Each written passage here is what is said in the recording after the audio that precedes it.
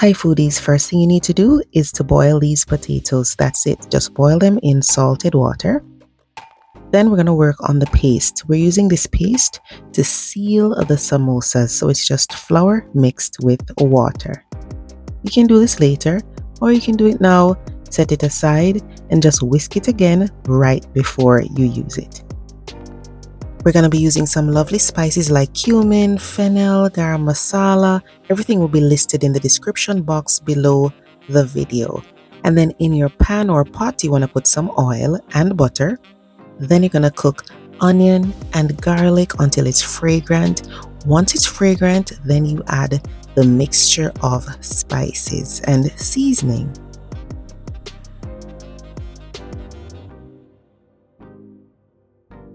Just maintain medium heat so it doesn't burn.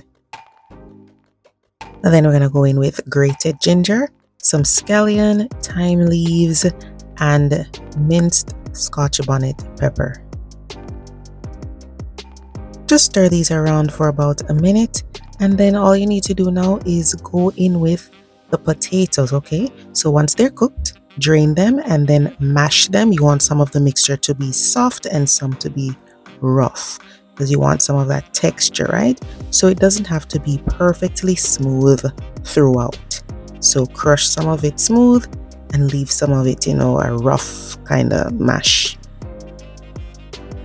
Of course, this is not done the traditional way you would do samosas. So feel free to, add your own little thing. If you want to add chickpeas, you could add some chickpeas. You could even add proteins to this if you prefer.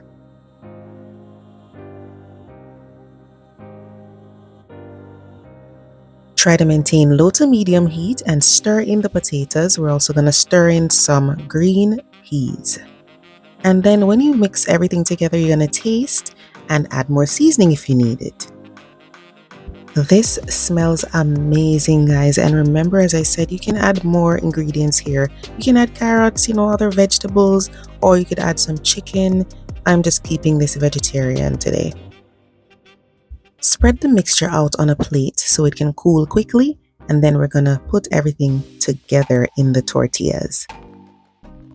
So we're using tortillas. We're going to cut them in half and then make some cones. Then we're going to seal them up with the paste we made earlier and then put in the filling.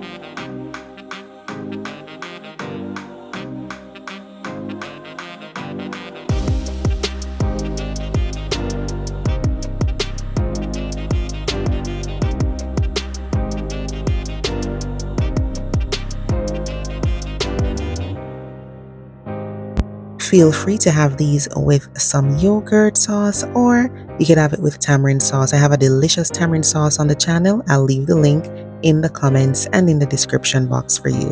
Hope you enjoy this recipe. Bye bye.